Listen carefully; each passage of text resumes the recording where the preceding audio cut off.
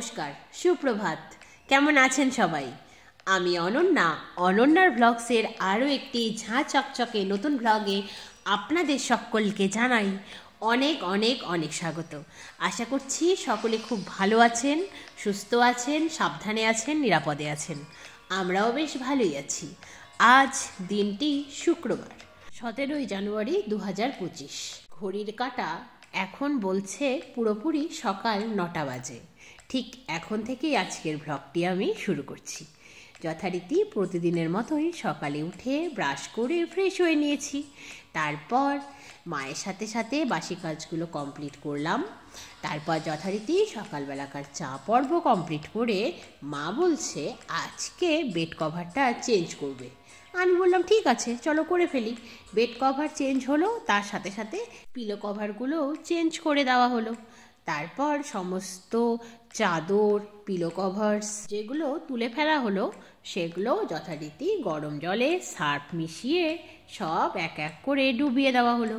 সান্ত্বনা দিদি তো কাছাকাছি করে থাকেন, আমাদের কাজ শুধু ওই সার্ফ জলে ডুবিয়ে দেওয়া পর্যন্ত। তারপর যদিও একটু ঘষাঘষি করে দিতে হয়, নয়তো সান্ত্বনা দিদি ওই রকমই কাছাকাছি করবেন। এটাও তো ঠিক বলুন, যা ঠান্ডা পড়েছে, এর মধ্যে অনেকক্ষণ ধরে জল ঘেটে জামা কাপড় কাছাকাছি করাটাও তো কষ্ট। সান্ত্বনা দিদির দিক থেকে দেখতে গেলে ব্যাপারটা ঠিকই আছে, সেও তো মানুষ। আমরা এক্সপেক্ট করি একটু বেশি বেশি, যেন সে মানুষ নয়, একটা রোবট। কিন্তু আমরা ভাবলেই তো আর হয়ে যাবে না, সেও তো একটা মানুষ। সে যে আমাদের বাড়িতে রেগুলারলি আসছে, এই ঠান্ডাকে উপেক্ষা করে প্রতিদিনের কাজ প্রতিদিন সেরে দিচ্ছে, এটিই অনেক। এর থেকে এক্সপেকটেশন বেশি রাখা মানে দোষটা আমাদেরই। তো যাই হোক, যথারীতি জামা কাপড়গুলো ভেজানো হলো। তারপরে ঘরে এসে এক এক করে আসবাবপত্রগুলো ক্লিন করে নিচ্ছি। গত দুদিন আসবাবপত্রগুলো সেভাবে দেখতে গেলে ক্লিন করা হয়নি, তাই আজকে একটু বেশ ভালো করে ক্লিন করতে হচ্ছে। শীতকালে দেখবেন যেমন ঠান্ডাটাও বেশি পড়ে, তার সাথে সাথে ধুলোবালিও বেশি ওড়ে।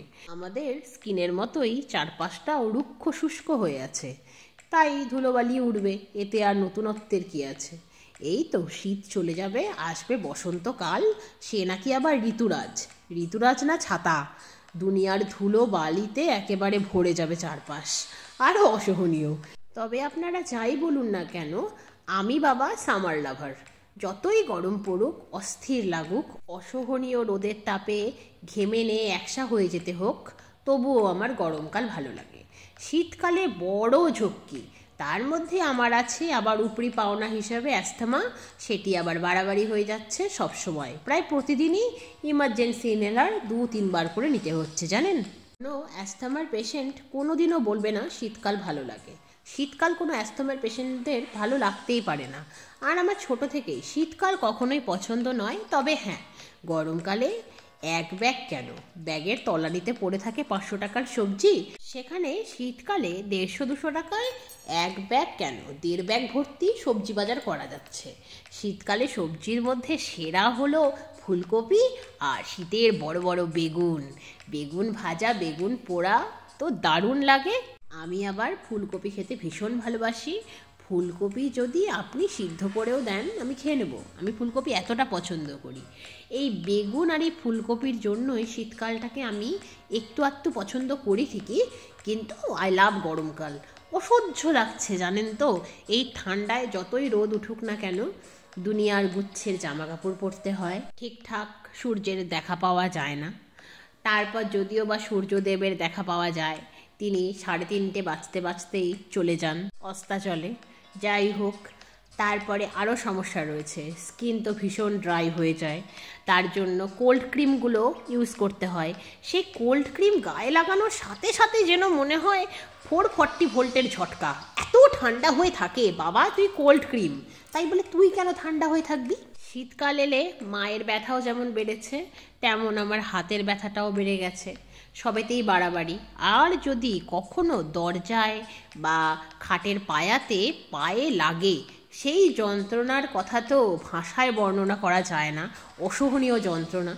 একবার কোথাও ব্যথা লাগলে সেই ব্যথা শীতে তো কমতেই চায় না।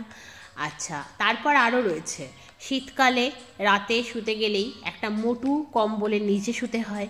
সেই মোটু কম্বল এতই মোটু, এই পাশ থেকে ওই পাশ রাতে আর হওয়া যায় না, ভীষণ ঠান্ডায় আর কি।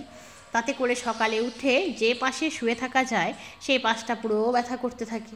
তারপর অতিরিক্ত ঠান্ডায় কখনোই ঠান্ডা জল খাওয়া যায় না, তখন ঈষদুষ্ণ গরম জল খেতে হয়।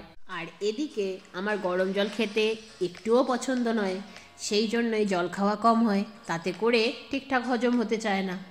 এত কিছু সমস্যা শীতকালে হয়। এরপরেও কি শীতকাল ভালো লাগার কোনো রিজন আছে? আপনারাই বলুন। শীতকালে স্নান করার যে কি কষ্ট, সেই কথা তো বাদই দিলাম। এই এত কিছুর পরে কি করে একজন মানুষের শীতকাল ভালো লাগতে পারে একটু ভেবে দেখুন তো। হ্যাঁ, শীতকাল কাদের ভালো লাগে? যাদের সকালে উঠে কোনো কাজকর্ম সেরকম নেই, শুয়ে বসে আরামে দিন কাটাচ্ছে, যখন সূর্য দেবতা দেখা দিচ্ছেন, রোদে বসে গা গরম করতে পারছেন, শীতকাল তাদের জন্যই প্রিয়। আর যাদেরকে সকাল থেকে কাজ করে চলতে হয়, ঠান্ডা জল ঘাঁটতে হয়, তাদের কাছে কখনো শীতকাল পছন্দের হতেই পারে না। এবার আপনারাই বলুন আমি ঠিক বলছি কিনা। দেখুন, আপনাদের সাথে গল্প করতে করতে আমার কিন্তু আজকে রান্না বান্নাটাও কমপ্লিট হয়ে গেল। আজ যেহেতু শুক্রবার, আজ রান্না করলাম মসুর ডাল, পেঁয়াজ কলি ভাজা আর ডিম কষা, ব্যাস এইটুকুই। আর তার সাথে তো ভাত রয়েছে। রান্না বান্না সেরে গ্যাস রান্নাঘর ক্লিন করে নিলাম, তারপরে টুক করে স্নানটা সেরে এলাম, তারপরে করলাম লাঞ্চ কমপ্লিট হয়ে যাওয়ার পরে একটু রেস্ট নিলাম, তারপর বিকেল হতেই ছাদে এলাম। ছাদে এসে জামা কাপড়গুলো তুলে সিঁড়ি ঘরের ভেতরে থাকা দড়িগুলোতে মেলে দিলাম, একটা জামা কাপড়ও শুকোয়নি সেই জন্যই। তারপর এক এক করে গাছগুলোতেও জল দিয়ে নিলাম। তারপর সন্ধে হতেই সন্ধে প্রদীপ দেখানো হলো। সান্ধ্যকালীন চা পর্ব সেরে মা আর মেয়েতে মিলে চলে গেলাম বালুরঘাটের সংকেত ক্লাবের পক্ষ থেকে আয়োজিত পৌষ মেলায়। পৌষ মেলা এসেছে সেই গত শনিবার, আর আগামী রবিবার পর্যন্তই সে মেলা থাকবে। তো তাই ভাবলাম আজ তো শুক্রবার হয়েই গেল, বলুন, এরপরেও যদি না যাই মেলাই তো শেষ হয়ে যাবে। সেই জন্যই ঠান্ডাকে উপেক্ষা করে মা মেয়েতে মিলে চলে এলাম। মেলাটা ঘুরে ঘুরে দেখি। এই ঠান্ডায় মেলায় আসতে খুব একটা খারাপ লাগে না। হ্যাঁ, ঠান্ডা লাগে, এটা অস্বীকার করব না যে ঠান্ডা লাগে না, ঠান্ডা লাগে। কিন্তু যখন দেখি মেলায় উপচে পড়া ভিড়, তখন মনে হয় এত মানুষের ঠান্ডা লাগে না, ঠান্ডা কি শুধু আমাদেরই লাগে? সেটা তো নয়, বলুন। একটু সোশ্যাল হওয়া উচিত। আমি যেভাবে ধীরে ধীরে ঘরকুনো হয়ে যাচ্ছি, তাতে করে একটু মেলায় না এলে পুরোপুরি ঘরে আবদ্ধ জীবনই হয়ে যাবে আমার তো মাঝে মাঝে এরকমও মনে হয়। সেই জন্যই শত অসুবিধে সত্ত্বেও মা আমাকে মেলায় নিয়ে আসে। এক্সপো মেলা, ফুল মেলা, পৌষ মেলা কিছুই বাদ যাচ্ছে না।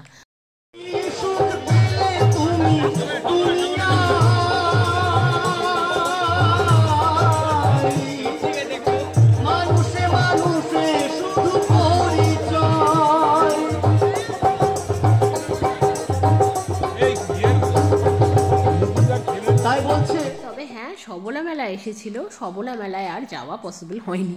সবলা মেলা দেখতে খারাপ লাগে এমনটা কিন্তু নয়, সবলা মেলা দেখতে যথেষ্ট অ্যাট্রাকটিভ। কিন্তু প্রবলেমটা হলো সবলা মেলায় এত প্রকারের খাবার পাওয়া যায়, লোভ সামলানোই দায় হয়ে যায়। আর সেই সমস্ত ভাজাভুজি খাবার খেয়ে পেটের হাল হয়ে যাবে বেহাল, সেই ভয়েতেই মাকে আর সবলা মেলার কথা বলিনি। মা জানতে পারলে ঠিক আমায় মেলায় নিয়ে যেত, সেই জন্যই যাইনি। আর গেলে তো আপনাদের সাথে শেয়ার করতামই। দেখুন, গল্প করতে করতে মেলার কিন্তু একেবারে মধ্যস্থলে চলেই এসেছি। রকমারি জিনিসপত্র বিক্রয় হচ্ছে, এসেছে অনেক বাউল সঙ্গীত শিল্পী। আর এখানে আমাদের প্রাণের ঠাকুর রবীন্দ্রনাথ ঠাকুর, তিনি দণ্ডায়মান। কারণ পৌষ মেলা তো শান্তিনিকেতনের আদলেই প্রতি বছর বালুরঘাটও আয়োজন করছে। এখন আমাদের মতো কিছু মানুষ যারা এখনও শান্তিনিকেতনে যাওয়ার সৌভাগ্য লাভ করতে পারিনি, তাদের জন্য বালুরঘাটের বুকেই সংকেত ক্লাব প্রতি বছর নিয়ে আসে এক টুকরো শান্তিনিকেতন, যা দেখে আমরা একটু মনের শান্তি লাভ করি। নাইবা গেলাম শান্তিনিকেতন, বালুরঘাটের বুকে এক টুকরো পৌষ মেলার আনন্দ তো উপভোগ করতে পারি, বলুন, এটাই বা কম কোথায়। যাই হোক, হয়তো এমন একটা সময় আসবে, দিন আসবে, যখন শান্তিনিকেতনে আমিও যেতে পারবো। তখন শান্তিনিকেতনটা ঘুরে দেখব মনের আনন্দে। এখন না হয় দুধের স্বাদ ঘোলেই মেটালাম।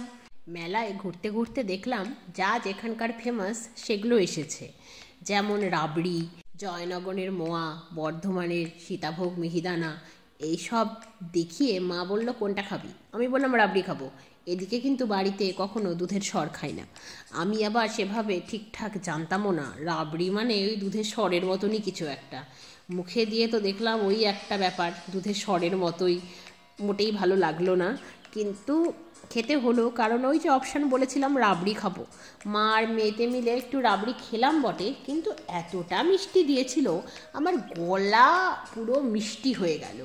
তারপরে খুঁজতে লাগলাম কোথায় একটু ঝাল ঝাল আইটেম পাওয়া যায়। পুরো মুখটা মিষ্টি হয়ে গেছে জানেন, এত বিরক্তিকর লাগছে। কারণ আমি মিষ্টি একেবারেই খেতে পছন্দ করি না তেমনটা নয়, কিন্তু সব সময় মিষ্টি খেতে আমার ভালো লাগে না, আর কড়া মিষ্টি তো নয়ই। তো সেই জন্যই আরোই ভালো লাগছে না, কারণ রাবড়িটা পুরো মিষ্টি ছিল। মা আবার খেয়ে বলছে যে রাবড়ি নাকি এতটা মিষ্টি হয় না। মায়ের মামাবাড়ি যেহেতু কলকাতায়, মা তো অরিজিনাল রাবড়ি কলকাতাতেই খেয়েছিল, তাই মা বলছে রাবড়ি এতটা মিষ্টি হয় না, এত যে কেন মিষ্টি দিয়েছে ভগবানই জানে। যাই হোক, রাবড়ি খাওয়ার পাট মিটিয়ে বাকি মেলাটা ঘুরে দেখছি কিসের কিসের স্টল দিয়েছে। ঘুরে ঘুরে তো দেখতে হবে বলুন, নয়তো এমনটা হতেই পারে কিছু ভালো জিনিস মিস করে গেলাম। এই মেলায় এসে আবার আমার একজন স্টুডেন্টের সঙ্গে দেখা হলো। মেলার এত ভিড়েও সে আমাকে পায়ে হাত দিয়ে প্রণাম করলো। আমি বললাম মেলার এত ভিড়ে পায়ে হাত দিয়ে প্রণাম করার দরকার নেই। সে বলল না, আপনি আমার ম্যাম ছিলেন, ম্যাম আছেন, ম্যামই থাকবেন, আপনি আমার শিক্ষাগুরু, তাই প্রণামটা তো করতেই হবে। এই সমস্ত ব্যাপারগুলো জাস্ট মনটাকে ছুঁয়ে যায়। এখন টিউশন পড়াই না, এটা যেমন ঠিক, স্কুলের জবটাও ছেড়ে দিয়েছি, এটা ইকুয়ালি ঠিক। কিন্তু এককালে যে আমি শিক্ষাদান করেছি তার সুফল আমি আজও পাই। রাস্তাঘাটে কোনো স্টুডেন্টের সঙ্গে দেখা হলেই তারা পায়ে হাত দিয়ে প্রণাম করে, আর তখনই টুক করে আমি চলে যাই সেই সমস্ত ফেলে আসা দিনগুলোতে। মেলার অপর প্রান্তে গিয়ে একটি ফাস্টফুডের দোকান দেখতে পেলাম, সেই ফাস্টফুডের দোকান থেকেই খেলাম ফিশ ফ্রাই। তারপর বেরোনোর পথে দেখতে পেলাম পাপড়ি চাটের দোকান, তাই ভাবলাম একটু পাপড়ি চাট খেয়ে নিই। পাপড়ি চাট খেয়ে টোটোতে চেপে বাড়ির পথে। তাহলে আজকের মতো এই পর্যন্তই, আবার দেখা হবে খুব শিগগিরই অন্য একটি নতুন ব্লগে। ততক্ষণ সবাই খুব ভালো থাকবেন। আজকের ব্লগটি কেমন লাগলো জানাবেন, ভালো লাগলে একটি লাইক করে দেবেন, চ্যানেলে নতুন হলে চ্যানেলটিকে সাবস্ক্রাইব করে আমার বন্ধু হয়ে যাবেন। টাটা।